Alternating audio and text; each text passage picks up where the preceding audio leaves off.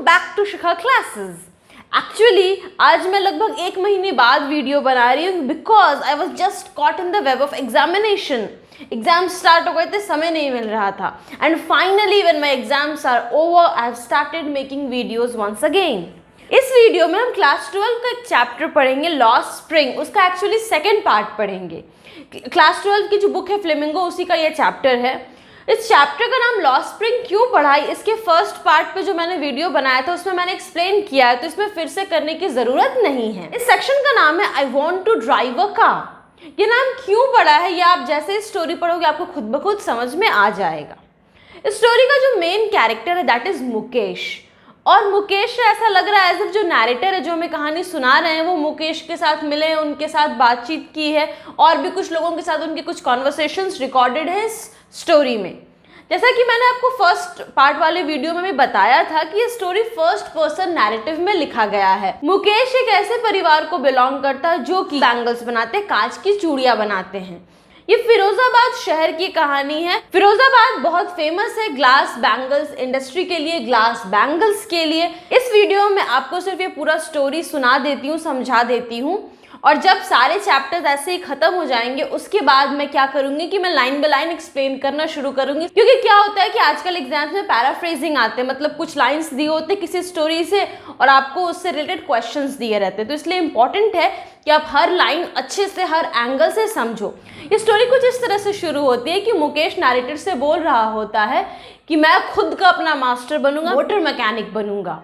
Narrator उनसे पूछती है क्या तुम्हें गाड़ियों के बारे में कुछ भी पता है? वो बोलता है कि मैं गाड़ी चलाना भी सीखूंगा।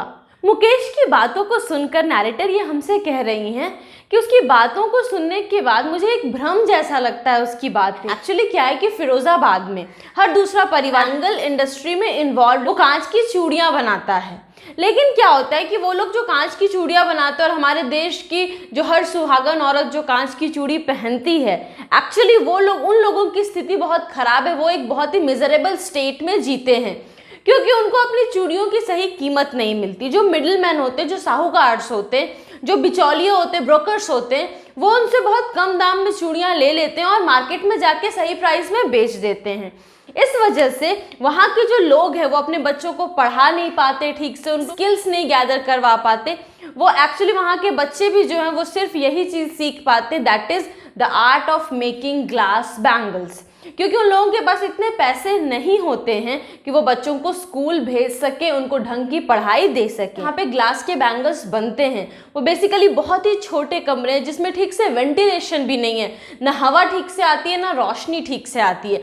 वैसे कमरों में बच्चे भी काम करते हैं। इसलिए नैरेटर बोलती हैं कि अगर ठीक से कानून लागू किया जाए तो ये 20,000 बच्चे जो उन भट्टियों में काम करते, उन फर्नेसेस में वर्क करते आज़ाद हो जाएंगे। आगे नैरेटर ये बोलती है कि मुकेश मुझसे कह रहा होता है कि चलिए मैं आपको अपना घर दिखाता हूँ, और ये बात कहते वक्त उसकी आंखों में एक चमक होती है। मैं मुकेश के साथ चलती हूँ तो वो पतले से गली जिसमें एक बहुत ही अजीब सी बदबू रहती है, बहुत ही खराब स्मेल रहता है, छोटे छोटे घर दोनों तरफ बने हुए हैं और उन घरों के जो दरवाजे और खिड़कियां हैं वो बहुत ही कमज़ोर हैं और ऐसा लग रहा है देख करके एज इफ जानवर और इंसान साथ साथ रह रहे हों।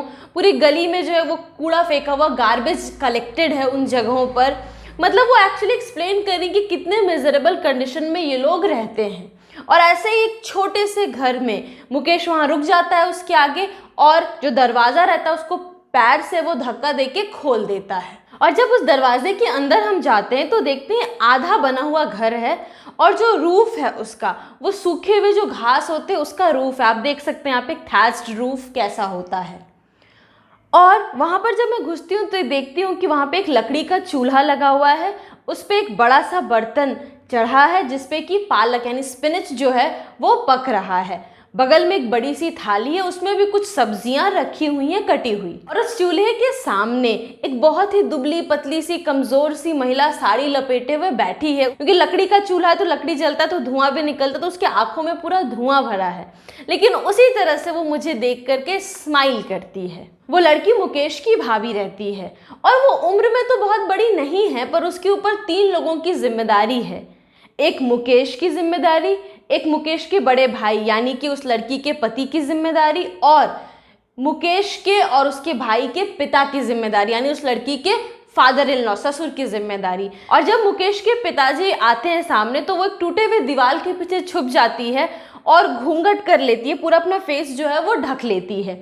हमारे देश की एक्चुअली परंपरा को दिखाने की कोशिश कर रही हैं जो राइटर है, जो नैरेटर हैं, कि हमारे देश में ऐसा यूजुअली, अब तो शहरों में नहीं होता पर गाँव में अभी भी होता है, कि जो बहू होती है घर की, अगर उसके सामने घर का कोई मेल एडल्ट मेंबर आ जाए तो वो अपना फेस, एटलीस्ट अपना सर जो है वो साड़ी के आंचल से ढक लेती है, बिल्कुल इस तरह से। इस केस में उस लड़की का ससुर जो है वो एक गरीब आदमी है, एक गरीब बैंगल मेकर है, जो कि पहले तो वो टेलर था, एक दर्जी था, बाद में वो चूड़ियाँ बनाने लगा। तो इतनी बहुत मेहनत करने के बावजूद वो अपने घर को रिपेयर नहीं करा सका, अपने 2 लड़कों को स्कूल नहीं भेज सका, उनको कोई दूसरा स्किल नहीं सिखा सका, उनको सिर्फ सिखा सका तो क्या, वो जो उनके ट्रेडिशन में चली आ रही है चूड़ियाँ बनाने की परंपरा। और फिर नैरेटर की बात होती है मुकेश की दादी से। मुकेश की दादी ने देखा है कि उनके जो पति थे यानी मुकेश के दादाजी, वो कैसे अंधे हो गए थे, कांच की चूड़ियाँ बनाते थे तो उसके पॉलिश के डस्ट से कह रही थी कि शायद ये डेस्टिनी है, ये एक कर्म ही है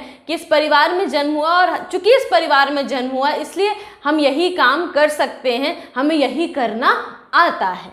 पतली पतली गलियों में, हर जगह, हर घर के अंदर, आंगन में, रोड पे जो 4 व्हील जो कार्ट्स होते हैं, जो होता है, आप देख लीजिए यहाँ पे फोटोज का, तो हर रंग बिरंगी कांच की चूड़ियाँ, 7 कलर्स ऑफ रेनबो जो होते हैं उनके कॉम्बिनेशन को करके जितनी कलर्स बना सकते हैं, चाहे वो पर्पल हो, पिंक हो, गोल्डन हो, हर रंग की चूड़ियाँ वहाँ पे आपको दिखाई देंगी। और हर जगह आपको ये भी दिखाई देगा कि जो बच्चे हैं वो अपने माता पिता के साथ बैठ करके छोटे से कमरे में कांच की चूड़ियाँ तैयार कर रहे हैं, और अक्सर एडल्ट होने से पहले ही उनकी आंखों की रोशनी चली जाती है। फ्लिकर करना मतलब जैसे कि मान लीजिए कोई कैंडल है, उसका जो फ्लेम है वो हिल रहा है तो कहेंगे वो फ्लिकर कर रहा है।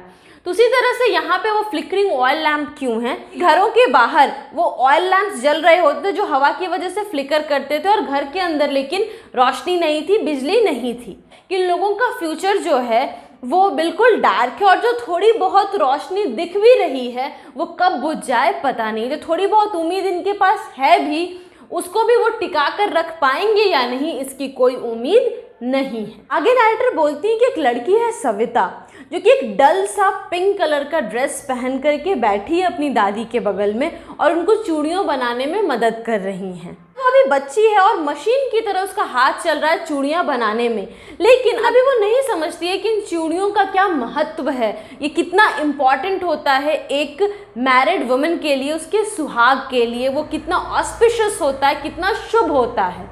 लेकिन एक दिन उसे अचानक से सब कुछ समझ में आ जाएगा जब उसके सर पे एक लाल दुपट्टा रख दिया जाएगा, उसके हाथों पे मेहंदी लगा दी जाएगी और उसके हाथों में लाल लाल चूड़ियाँ पहना दी जाएगी। मीन्स जिस दिन उसकी शादी होगी, उस 7 साल पहले उसकी दादी भी एक दुल्हन बनी थी।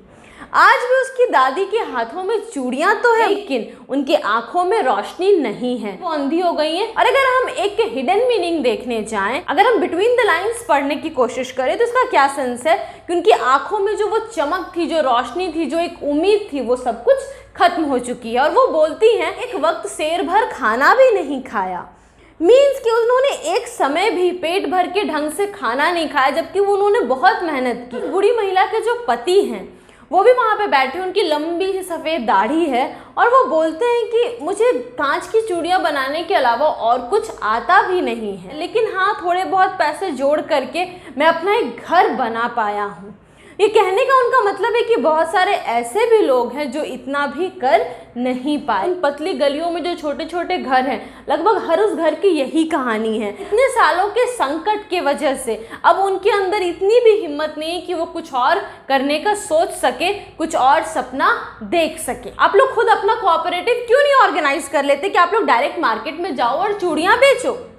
वो कहते हैं कि जो पुलिस वाले हैं, जो नेता लोग हैं, वो भी उन साहूकार्स के, उन ब्रोकर्स, उन मिडिलमैन के साथ होंगे और अगर कुछ भी होता है वो हमें ही पकड़कर जेल ले जाएंगे, इसलिए हमारा साथ कोई नहीं देगा, हमारे पास कोई भी लीडर नहीं है। और जब इनके सर्कमस्टांसेस को मैं बहुत ध्यान से देखती हूँ तो मुझे 2 दुनिया दिखाई देती है। एक दुनिया उन बैंगल मेकर्स की जो कि उस गरीबी के चक्र में, उस गरीबी के वेब में, वेब मीन्स जाल, तो उस गरीबी के जाल में जैसे वो लोग फंस चुके हैं, जैसे मुकेश और उसकी फैमिली। और एक दूसरी दुनिया है जिसमें पुलिसमैन है, साहूकार है, मिडिलमैन है, पॉलिटिशियन है, ब्यूरोक्रेट्स हैं। ये सभी लोग जो हैं वो इन गरीबों को और गरीब बनाते चले जाते हैं, उनके साथ और अन्याय करते हैं और खुद एक गलत तरीके से पैसे कमाकर आराम की ज़िंदगी जी रहे होते हैं। और इन सब लोगों के चक्र में उसकी पीठ पर एक भारी बोझ है, मतलब कि उसके ऊपर इतने सारे टेंशन है, इतने सारे प्रेशर्स है और उसी में उसको जीना है और बड़ा होना है। एक तरफ तो ये सोच है कि अगर हम एक चूड़ी बनाने वाले परिवार में जन्म लिए तो हमारा यही काम है, यही करना है। अगर इस सोच को वो साइड करके कोई बच्चा सपना देखने की उम्मीद भी करता है, सपना देखना शुरू भी करता है और उसके तरफ अपना कदम बढ़ाता ही है कि तब तक ये जो दूसरे ग्रुप वाले लोग हैं, ये जो बेईमान लोग हैं, वो उसको आगे बढ़ने नहीं देते। वो जो अभी उड़ना सीखना चाहता है वो उड़ने देने से पहले ही उनके पंख काट देते, उनकी सारी उम्मीद को ख़त्म कर देते हैं। और इस वजह से अब शायद वहाँ पर सपने देखने की जो हिम्मत है वो भी शायद लोग नहीं कर सकते हैं। और इन सब सिचुएशन के बीच जब मुकेश मुझे ये बोलता है कि वो एक मोटर मैकेनिक बनना चाहता है, तो मुझे लगता है कि चलो कुछ तो ये हिम्मत कर रहा है, ये सपने तो देख रहा है। और ये बात सुनकर मुझ में एक एक्साइटमेंट, एक खुशी होती है। वो बोलता है कि यहाँ से थोड़ा दूर है गैराज, लेकिन मैं वहाँ जाऊँगा और सब कुछ सीखूँगा। और शुरू में ही वो कहा रहता है कि मैं गाड़ी चलाना सीखना चाहता हूँ, मैं गाड़ी चलाना सीखूँगा। नैरेटर पूछती है कि क्या तुम प्लेन चलाना भी चाहते हो? तो वो थोड़ा सा शर्मा जाता है और फिर बोलता है कि नहीं। और फाइनली नैरेटर ये बोलती हैं कि वो प्लेन नहीं चलाना चाहती, गाड़ी चलाने के सपने से ही वो संतुष्ट है। मीन्स नैरेटर ये बोलना चाहती कि जो लोग थोड़े गरीब होते हैं वो छोटे सपने ही देखते और उन्हीं को पूरा करने की कोशिश करते हैं, वो बहुत ज़्यादा बड़े सपने नहीं देखते। सो गाइज, होप आपको ये चैप्टर अच्छे से समझ में आ गया हो। फिर भी कोई डाउट्स रह गए हों, feel free to mention it in the comment box below, या फिर आप मुझे मैसेज भी कर सकते हैं फेसबुक पेज पर, जिसका लिंक नीचे डिस्क्रिप्शन में दिया हुआ है। नीचे डिस्क्रिप्शन में साइंस के और मैथ्स के चैनल्स का भी लिंक दिया हुआ है, तो अगर आपको कोई डाउट्स है तो आप उस पर भी विजिट कर सकते हैं। See you in the next video with some new topics. Till then, keep smiling, have wonderful days. Thanks for watching, and if you like the video, don't forget to hit the like button. Share this video with your friends ताकि उनको भी अगर इस chapter में doubt हो तो clear हो जाए। अगर आपको कोई सजेशंस है तो काइंडली कमेंट सेक्शन में लिख करके बताइए, ताकि अगर मुझे कोई करेक्शन करने से आपको समझने में और सुविधा हो तो ऑफ कोर्स मैं वो करेक्शन करूंगी। और अगर आपने सब्सक्राइब नहीं किया है तो सब्सक्राइब कीजिए, बगल के बेल आइकन को प्रेस कीजिए ताकि जैसे ही मैं अगला वीडियो डालूं आपको नोटिफिकेशन मिल जाए। Thanks once again.